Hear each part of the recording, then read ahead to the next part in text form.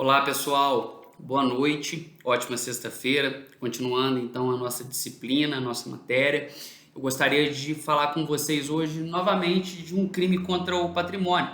Nós vamos trabalhar o artigo 173 do Código Penal, abuso de incapaz.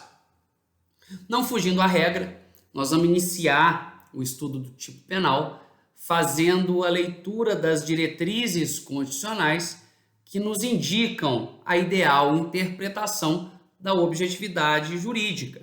Temos aqui um crime contra o patrimônio e soa óbvio que a proteção especial que a norma confere é ao patrimônio. Mas isso não basta. Nós temos que entender o que os dispositivos constitucionais nos afirmam a respeito do artigo 173 na conjectura não só do crime em exame, mas do contexto geral do direito brasileiro na proteção de pessoas incapazes, na proteção do menor de idade, na proteção da pessoa débil, da pessoa com deficiência mental, daquela com desenvolvimento mental incompleto ou retardado. Na forma do artigo 173 do Código Penal, não há dúvidas. A busca incessante é para a proteção do patrimônio. Eu já falei com vocês inúmeras vezes de que a afirmação de que direitos humanos é para proteger bandido e etc., essa afirmação ela não merece prosperar. Não merece prosperar, primeiro porque são inúmeros os sujeitos de direito protegidos por normas de direitos humanos, por normas humanitárias, por diretrizes internacionais de proteção à pessoa humana, que em nada se relacionam com crime, que nada se relacionam com o mundo criminoso. Na última aula nós falamos a respeito da Lei 12.850, trabalhamos organização criminosa, e vocês compreenderam ali a situação peculiar que a gente vive da necessidade de adequação do princípio da legalidade. E nesse contexto, quando eu digo que os direitos humanos protegem as mulheres, quando eu digo que os direitos humanos protegem as crianças, protegem os índios, protegem os deficientes físicos, protegem os deficientes mentais, nós temos aí o preceito democrático justamente da igualdade substancial, talhado ao rigor do artigo 5º caput da Carta Magna, inclusive no seu inciso 1º.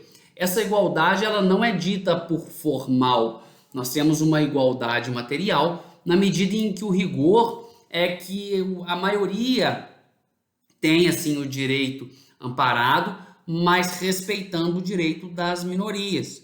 Então, a igualdade substancial se materializa na igualdade formal daqueles que são iguais e no respeito à desigualdade dos desiguais. É por isso que nós temos, por exemplo, tenho certeza que vocês porventura já se irritaram com isso, mas é necessário.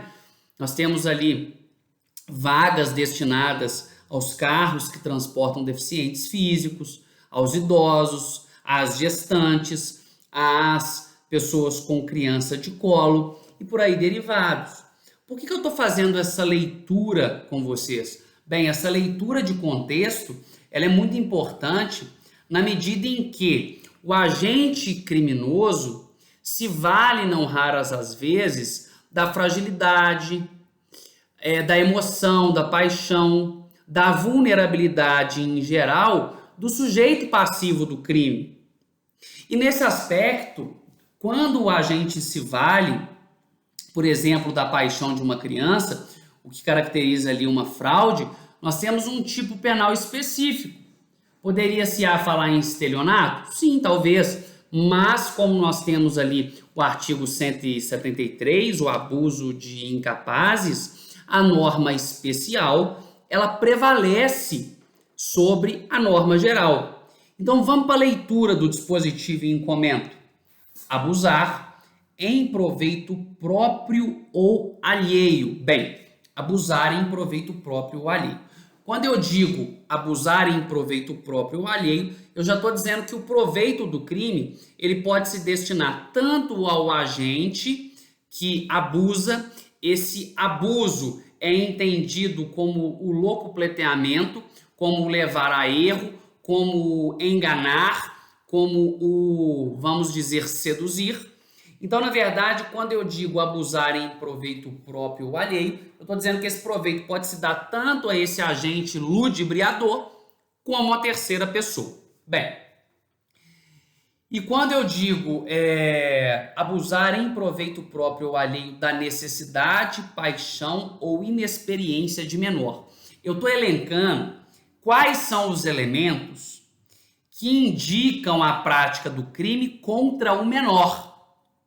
Eu estou elencando os elementos que indicam a prática do crime contra o menor. Quais são eles? Paixão, inexperiência e necessidade. Necessidade deve ser entendido como o conjunto de fatores indispensável a qualquer prospecção, seja ela de transporte, seja ela orgânica, alimentar, alimentícia, vestuária e etc. Então, necessidade deve ser entendido em sentido amplo como qualquer prospecção básica do ser humano, vestuário, transporte, alimentação, etc. Ao passo que paixão deve ser entendido como qualquer elemento que leve a vítima a tomar a decisão por o quê? Impulsão. Ela é praticamente conduzida e seduzida pela atuação do agente, de sorte que ela não consegue falar não. Ela repete basicamente em fala, ela repete basicamente em aceite aquilo que foi posto pelo agente.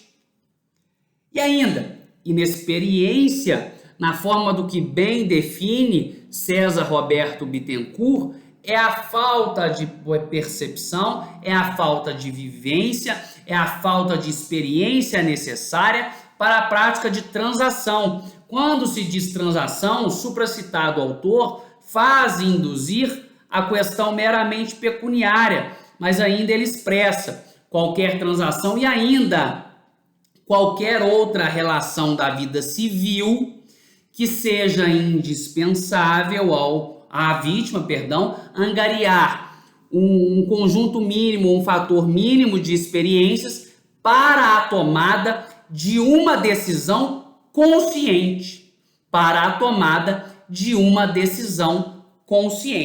E aí se continua, induzindo qualquer deles à prática de ato suscetível de produzir efeito jurídico, conduzindo qualquer um deles a produzir ato suscetível de produção de efeitos jurídicos. Nós vamos entender o que seria efeitos jurídicos. Mas veja lá, expliquei para vocês quais seriam os 3 elementos que vinculariam a incapacidade da criança, ou seja, ou do adolescente, do menor de idade, daquele que é menor de 18 anos. Como eu bem mencionei, nós temos ali uma proibição da proteção deficiente, que inclusive é preceito do Estatuto da Criança e do Adolescente. Mas por que esse delito não está previsto lá exclusivamente? Porque nós também temos aqui a possibilidade de que a vítima seja pessoa alienada ou de debilidade mental. Nós temos lá a pessoa alienada ou de debilidade mental. Então, veja-se, a vítima necessariamente deve ser menor de idade e a vítima menor de idade ela deve ser movida pela sua necessidade, pela sua paixão ou pela sua inexperiência. Isso é elementar do delito, é elementar do tipo penal. E como que se prova? A minha pergunta é, como que se prova a menoridade da vítima? A menoridade deve ser provada documentalmente, por qualquer elemento suficiente, por qualquer documento registral hábil, a exemplo de RG, a exemplo de certidão de nascimento e etc. Então, veja-se, a menoridade deve ser provada para fins do tipo penal em exame com o quê? Com um documento. Qual documento? Qualquer documento hábil a demonstrar a menor idade da vítima, a saber, certidão de nascimento, RG, CNH, por exemplo, etc., né? Porque, na verdade, a CNH vai ter a decisão, vai ter a data de nascimento e ela pode provar que à época do fato a vítima era menor de idade. Perceba que a menor idade aqui faz alusão à época do fato. Então, na data de julgamento, por exemplo, do agente infrator, é plenamente possível que a vítima seja maior e ostente CNH. Mas na data do fato é que se tem que fazer prova de que ela era menor. E a prova de que ela era menor é suficiente? Basta? Não. Tem que provar que ela foi induzida ou que ela agiu seguindo ali a sedução impelida pelo agente por paixão, por necessidade ou por inexperiência. Grave sempre a definição de experiência que eu aduzi, que na forma do que César Roberto Bittencourt preceitua, é a ausência de vivência suficiente da vítima para a tomada de uma decisão consciente. E essa decisão consciente não envolve só transação. Vocês vão perceber que ao final do dispositivo, nós temos lá em prejuízo próprio ou de terceiro. Então, a vítima, a partir do ato levado a cargo pelo agente, ela gera um prejuízo ao patrimônio próprio ou ao patrimônio de terceiro, que pelo ato enraizado pela vítima, enraigado pela vítima, acaba sofrendo um prejuízo. Note-se que nós temos duas expressões no dispositivo. Leia ele com calma e eu vou preceituar a diferença. Nós temos lá a expressão proveito e nós temos a expressão prejuízo. Muito se discute se a expressão proveito deve ser entendida como proveito financeiro. E ainda, se a expressão prejuízo deve ser entendida como prejuízo patrimonial. Como nós entendemos isso? Bem, data vênia, estando o crime sob exame inserido no título do Código Penal que trata dos crimes contra o patrimônio, nós entendemos que é medida de rigor para a caracterização do delito que haja verificado um abalo ao patrimônio. Ao patrimônio de quem? Da vítima ou de outrem. É indispensável que se verifique um abalo ao patrimônio. Ao patrimônio de quem? Da vítima ou de outrem. Mas quando lá, na primeira frase do tipo penal, se diz proveito, o proveito pode ser entendido em sentido amplo, inclusive aí o proveito moral. Então é perfeitamente que abusar em proveito próprio ou alheio de menor ou de pessoa alienada ou deficiente mental, esse proveito próprio ou alheio, ele pode ser de natureza moral, ele não precisa ser de natureza patrimonial, mas a vítima ou outra pessoa devem ter prejuízo financeiro? Sim, porque lá ao final é elementar do dispositivo o prejuízo da vítima ou de terceiro, ainda que não seja esse o dolo inaugural do agente. Então entenda, o proveito constante à primeira parte do dispositivo pode sim ser entendido em sentido amplo, não apenas englobando o proveito financeiro, o proveito monetário, ao passo que o prejuízo estipulado na última frase do dispositivo, o prejuízo estipulado na parte final do dispositivo, impõe o quê? Que esse prejuízo seja patrimonial. Afinal de contas, nós estamos aqui lidando com um crime contra o patrimônio, beleza? Veja, o preceito secundário do crime comina a pena de 2 a 6 anos. Reclusão de 2 a 6 anos. Note-se que trata-se-á de uma ação penal pública incondicionada, de competência da Justiça Estadual Comum, quer dizer, não diz respeito a alçada dos juizados especiais, não se aplica ao artigo 173 do Código Penal a Lei 9.099 de 95, veja bem, e ainda a competência para julgamento do crime é, como mencionado, da Justiça em regra, da Justiça Estadual.